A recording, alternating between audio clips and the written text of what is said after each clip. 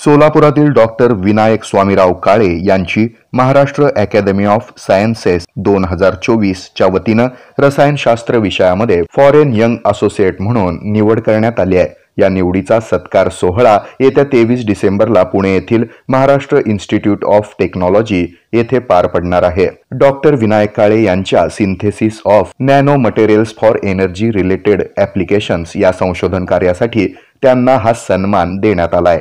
महाराष्ट्र राज्य स्तरावरून ही निवड केली जाते। आतापर्यंत जागतिक दर्जाच्या विविध नामांकित जर्नल्समध्ये त्यांच्या संशोधन कार्याचं अनेक पेपर्स प्रसिद्ध झालेत। यामध्ये ते जगभरात वाचले आणि संदर्भिले जातात। भारतातील आणि जगभरातील विविध नामांकित विद्यापीठात त्यांनी संशोधनाचं काम केलंय। त्यांच्या संशोधन कार्याची सुरुवात नॅशनल केमिकल लॅबोरेटरी अर्थातच NCL पुणे येथून झाली। त्यानंतर सिंगापूर येथील जगप्रसिद्ध नॅनयांग टेक्नॉलॉजिकल युनिव्हर्सिटी, पुढे सेऊल नॅशनल युनिव्हर्सिटी, दक्षिण कोरिया येथून नॅनो मटेरियल्सचे जगप्रसिद्ध कोरियन शास्त्रज्ञ प्रोफेसर ताएक व्हान ह्यॉन यांच्या मार्गदर्शनाखाली त्यांनी PhD प्राप्त केली आहे। सध्या ते सौदी अरेबिया येथील जागतिक दर्जाच्या king Abdullah university of science and technology येथे रिसर्च सायंटिस्ट म्हणून कार्यरत आहेत।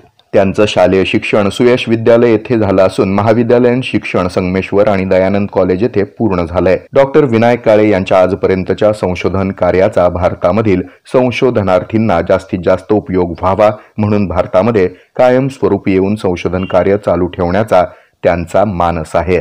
त्यांच्या या निवडीबद्दल संशोधन क्षेत्रात सर्वत्र कौतुक व्यक्त होत असून त्यांच्यावर शुभेच्छांचा वर्षाव होत आहे।